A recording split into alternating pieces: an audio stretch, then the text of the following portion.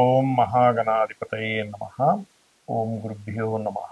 ఓం శ్రీమాత్రే నమః. అరుణాం కరుణాతరంగితాక్షీం ధృతపాశాంకుశపుష్పబాణచాపాం అనిమాదిభిరావృతాం మయూకైః అహమిత్యేవ విభావయే భవానీ. శ్రీమాత్రే నమః. ప్రేక్షకులకి ఆ లలితాంబిక అమ్మవారి యొక్క అనుగ్రహం పరిపూర్ణంగా కలగాలని మనస్ఫూర్తిగా కోరుకుంటూ మనం ఈరోజు ఆంగ్ల నూతన సంవత్సరం రాబోతుంది ఒక 3-4 నెలల్లో.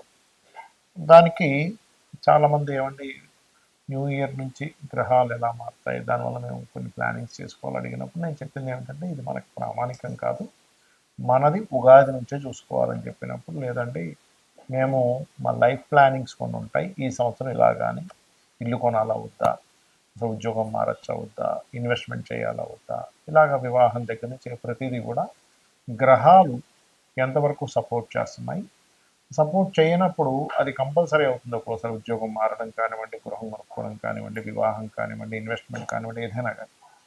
మరి అలాంటప్పుడు ఎటువంటి పరిహారాలు చేసుకుంటూ దాన్ని ముందుకు వెళ్ళాలి అనే విషయం తెలుసుకోవాలి కదా. కాబట్టి మీరు కాస్త చెప్పండి అని చెప్పి నన్ను చాలామంది అడగడం వల్ల ఆంగ్ల నూతన సంవత్సరం యొక్క జనవరి నుంచి డిసెంబర్ వరకు ఉన్నటువంటి గ్రహస్థితిని అనుసరించి చెప్పడం జరుగుతుంది. అయితే ఈ విషయాలు చెప్తుంది నేనైనప్పటికీ కూడా చెప్పిస్తుంది సాక్షాత్ లలిత అమ్మవారికి అని భావిస్తే అసలు గ్రహాలు ఎలా మారుతున్నాయి ఈ న్యూ ఇయర్ చూద్దాం. ఇక్కడ చూసుకున్నట్లయితే మనకి నూతన సంవత్సరం ప్రారంభంలో అంటే జనవరి 1వ తేదీకి 1 డిగ్రీలో ఉంటున్నాడు శని. ఎందుకంటే ఈయన వక్రగతి మళ్ళీ ముందుకెళ్ళాడు కదా.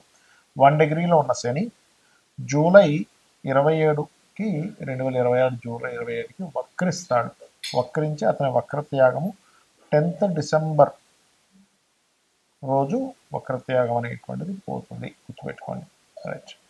ఇక అలాగే మేజర్ ప్లానెట్ శని, రెండవది మేజర్ ప్లానెట్ అనుకోండి గురువు మనకి జనవరిలో 27 డిగ్రీల్లో ఉంటున్నాడు మిథున రాశిలో. అలా ఉన్నటువంటి గురువు పర్టికులర్గా జూన్ 2వ తేదీకి కర్కాటకంలోకి అంటే ఉచ్చస్థితిలోకి వస్తున్నాడు.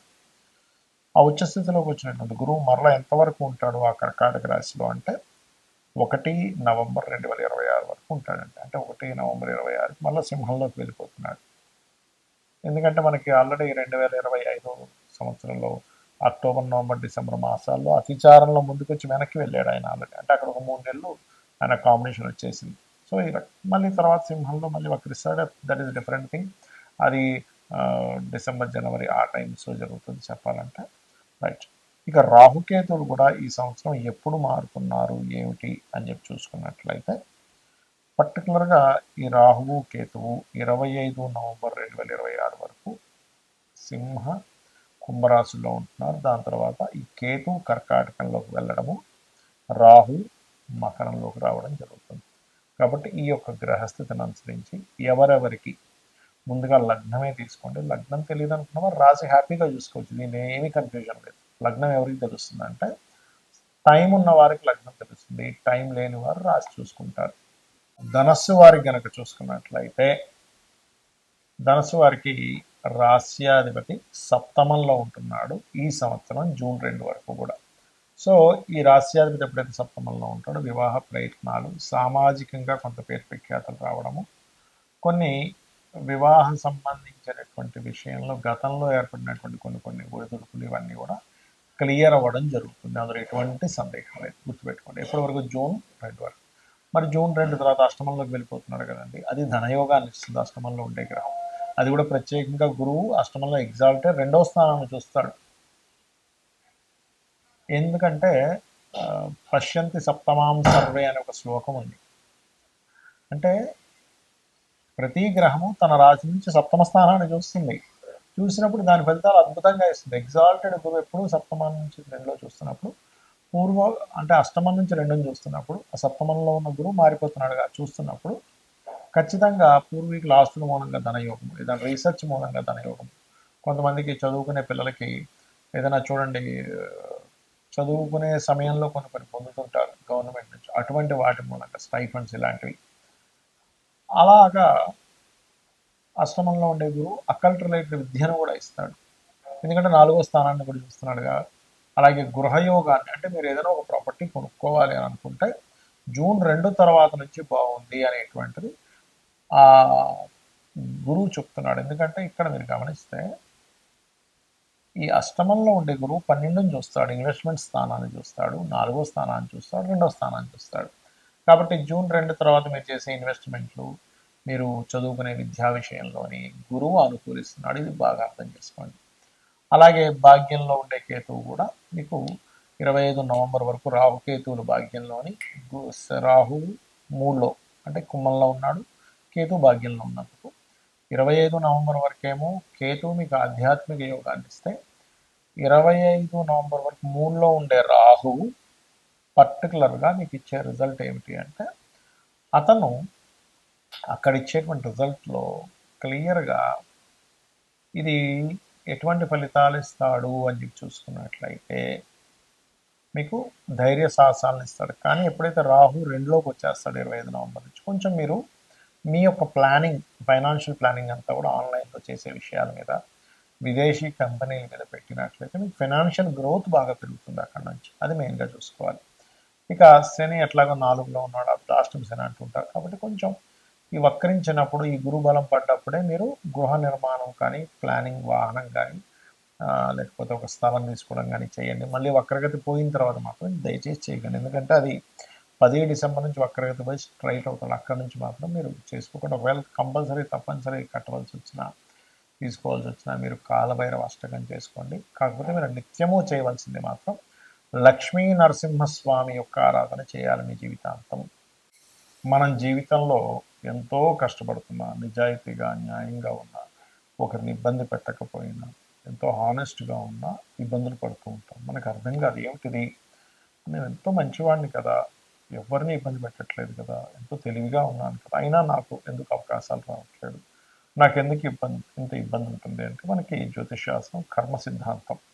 అంటే నువ్వు ఏ కర్మనైతే చేసావో ఆ కర్మ నువ్వు అనుభవించాలి, ఇంకోరు అనుభవించేది లేదు. కొన్ని ఉంటాయి, తల్లిదండ్రులు, వంశం అనుభవిస్తూ ఉంటుంది, కొన్ని దేవతా శాపాలు, కొన్ని పిశాచ బాధలు, ఇలా కొన్ని ఉంటాయి. అయితే ఇక్కడ మనం అర్థం చేసుకోవాల్సింది, ధనం రావట్లేదు పూర్వజన్మలో ఎక్కడో ధనపరమైనటువంటి విషయాల్లో నేను సరిగ్గా దాన్ని వినియోగించుకోకపోవడము, ఇబ్బంది పెట్టడము, అవమానించడము చేశాను ధనాన్ని, లేదా కుటుంబాన్ని సరిగ్గా చూసుకోలేదు, అప్పుడు ధనపరమైన ఇబ్బందులు వస్తూ ఉంటాయి. అలాగే అంటే కుటుంబ సభ్యుల్లో ముఖ్యంగా అన్నదమ్ములతో గొడవలు కానివ్వండి, పితృ అంటే తల్లిదండ్రులతో గొడవలు కానివ్వండి, లేకపోతే వివాహం అవ్వకపోవడం కానివ్వండి, పెట్టిన ఏ ఇన్వెస్ట్మెంట్ అయినా కలిసి రాకపోవడం కానివ్వండి, విదేశాలకు వెళ్ళాలని ప్రయత్నం చేస్తుంటే కుదరట్లేదు అనుకోండి, ఇలా ఏ కష్టమైనా ఒక ఎత్తు అయితే, ధనపరమైన కష్టం మరింత ఇబ్బంది. ఎందుకంటే ఇవన్నీ కూడా ధనం ఉంటే వస్తాయి, ధనంతో మూలంగా ఉంటాయి. ఎందుకంటే కుటుంబము, ధనస్థానము రెండూ కూడా చాలా బలమైనటువంటి, మంచి కుటుంబం ఉందా మనిషి హ్యాపీగా ఉంటాడు, మంచి ధన సంపాదన ఉందా హ్యాపీగా ఉంటాడు. అయితే వీటితో పాటు అనారోగ్యము, కొన్ని పిశాచ బాధలు ఇవి కూడా ఉండవని చెప్పట్లేదు. కానీ మనం మరి ఎందుకు నిత్యము పూజలు చేస్తున్నా, లేకపోతే ఎంత చక్కగా ఉన్నా ఎందుకు మనకు అనుకున్నంత రావట్లేదు అంటే, మీరు చేసేటువంటి నిత్య పూజాది విధానంలో మనకి శాస్త్రంలో ఉంది ఏమిటంటే, మంత్రము, యంత్రము, తంత్రము అంటారు.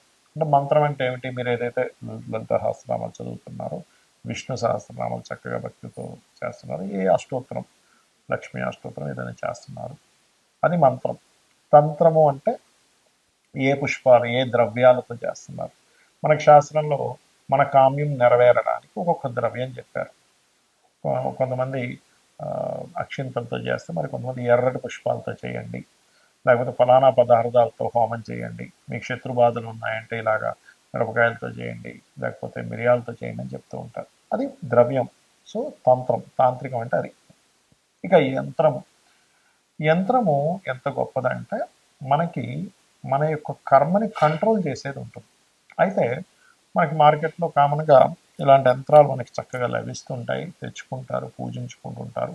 ఈ యంత్రానికి ఉన్న శక్తిని బట్టి అంతవరకు దాని ఫలితం ఇస్తుంది. అయితే మనకి శాస్త్రంలో చెప్పింది ఏమిటి అంటే, ఈ రకంగా ఈ ప్యూర్గా లేనట్లయితే అది అంత ఫలితం ఇవ్వదు. ప్యూర్గా ఉండాలి ఎప్పుడు కూడా. మనకి ఎనీ ప్రోడక్ట్ చూడండి, అది ప్యూర్గా ఉందా లేదా, అది ఎంతవరకు బలం చూపిస్తుంది అని చూస్తూ ఉంటాం కదా. ప్యూరిటీకి ఎక్కువ నాణ్యత, ఎక్కువ కాలం మనడము, దాని ఎనర్జీ ఎక్కువగా ఉండడం జరుగుతుంది, మన అందరికీ తెలుసు. ఆర్గానిక్ ఫుడ్ కానివ్వండి, మనం వాడే ఏ వస్తువు అయినా కానీ, ఒక లెదర్ బ్యాగ్ కానివ్వండి, అన్ని కదా. అలాగే శాస్త్రంలో వెరీ క్లియర్గా ఇలా ఇది ఏమిటంటే చూసుకున్నట్లయితే, చూడండి క్లియర్గా ఇది లక్ష్మీ యంత్రం, ప్యూర్ కాపర్ అన్నమాట. ఇది ప్యూర్ కాపర్, మీరు టెస్ట్ చేయొచ్చు కూడా కావాలంటే. ఈ ప్యూర్ కాపర్ మీద మరి యంత్రం వేసుకొని తీసుకెళ్ళి ఇంట్లో పెట్టేసుకుంటే వస్తుందా అంటే అలా పనిచేయదు. మనకు చాలామంది పాపం అమాయకంగా మార్కెట్లో ఇది దొరుకుతుంది కదా అని తీసుకెళ్ళి పూజ చేసేసుకుంటారు. ఇది పూజ చేసుకున్నందుకు కొంత ఫలితం ఇస్తుంది, నేను ఇవ్వదు అని చెప్పట్లేదు. కానీ ఇదే యంత్రంలో కనుక మీరు చక్కగా దీనికి పంచవాసములు అంటారు. అంటే ధాన్యవాసము, అంటే ధాన్యంలో ఒకరోజు పెడతారు. పుష్పావాసం, పుష్పాల్లో ఒకరోజు పెడతారు కొన్ని మంత్రాలు చదివి. అలాగే జలావాసము, జలంలో కొన్ని రోజులు పెడతారు. అలాగే క్షీరావాసం, భూవాసం, ఇలా 5 వాసములు చేసినప్పుడు దీనికి ఒక శక్తి వస్తుంది.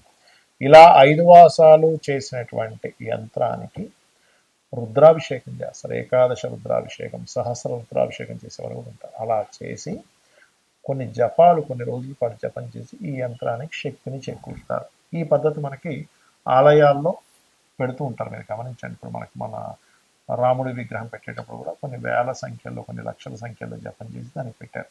ప్రతి ఆలయంలోని మనకి ఆదిశంకరాచార్యులు వారు కూడా యంత్ర స్థాపనలు చేశారు తిరుపతిలోని చాలా ప్రదేశాలు. అంటే అది ఆకర్షణ ఇస్తుంది. ఆకర్షణ ఎప్పుడైతే ఎక్కడైతే ఉంటుందో, ఎందుకంటే కుజుడు ఆకర్షణకు కారకుడు, కుజుడికి సంబంధించిన మెటల్ ఈజ్ కాపర్. కాబట్టి ఇక్కడ మీరు అర్థం చేసుకోవాల్సింది ఏంటంటే, మీరు అనుకున్నంత స్థాయికి మీరు వెళ్ళలేకపోతున్నారు, మీరు ఇంకా రీచ్ అవ్వలేకపోతున్నారు, ఎంత ధర్మంగా ఉన్నా, ఎంత కష్టపడుతున్నారు అంటే మన కర్మ అడ్డుపడుతుంది. కర్మని తొలగించేటువంటి శక్తి కుజుడికి ఉంటుంది. అంటే కుజుడు అంటే ప్రయత్నం. అందుకే నువ్వు ప్రయత్నం చేయి, నీకు గ్రహాలు కూడా అనుకూలిస్తాయంటూ ఉంటారు. అంటే కుజుడు ప్రయత్నం, కుజుడు కష్టపడి చేసేది, ఎలాగైనా సరే విక్టరీ అవ్వాలని. అందుకే చూడండి, ఎవరికైనా కుజుడు స్ట్రాంగ్గా ఉంటే వాళ్ళు ఈ యొక్క స్పోర్ట్స్లో రాణిస్తారు. శని ఏంటంటే కర్మకారకుడు, ఆయన మనకి శత్రువు కాదు, మన కర్మ మనకు అందిస్తున్నాడు. మనం ఒక రక్షణ కవచంగా మనం ఏర్పరచుకోవాలంటే మంత్రం, తంత్రం, యంత్రం. సో ఈ యంత్రాన్ని పెట్టుకొని మీ గోత్రనామాలతో చేయించుకొని మీరు కనుక ఇంట్లో పెట్టుకొని మీరు కనుక దానికి రోజు నిత్య అనుష్ఠానం అంటారు, పొద్దున్న సాయంత్రం చక్కగా పూజ చేసుకోవడము, దానికి నైవేద్యం కొబ్బరికాయను కొట్టచ్చు. పంచోపచార పూజ, ఏదో పెద్ద పెద్ద పూజలు ఏం అక్కర్లేదు, చక్కగా పంచోపచార పూజ అంటే గంధము, పుష్పము, అదేవిధంగా నైవేద్యము, ధూపం, దీపం, భక్తి శ్రద్ధలతో కనుక చేయగలిగితే మీరు పడేటువంటి కష్టానికి ఫలితం ఉంటుంది, గుర్తుపెట్టుకోండి. అయితే ఇక్కడ ఏంటంటే మనం తీసుకునేటువంటి యంత్రం దాన్ని ఎంత ఇదిగా క్రియేట్ అవ్వాలి. ఇప్పుడు చూడండి, ఒక సిమ్ కార్డు ఉంది, మనం వెళ్ళి సిమ్ కార్డు కొనేసుకొని మనం ఫోన్లో పెట్టుకుంటే పని చేయదు. ఎందుకు పని చేయదు? దాన్ని అది యాక్టివ్ అవ్వలేదు. సరే యాక్టివ్ అయ్యింది, మంచి సిమ్ కార్డు తీసుకోవాలి. అంటే అలాగా మంచి సిగ్నల్స్ వచ్చే కంపెనీ తీసుకుంటాం, లేకపోతే సిగ్నల్స్ సరిగ్గా రావు.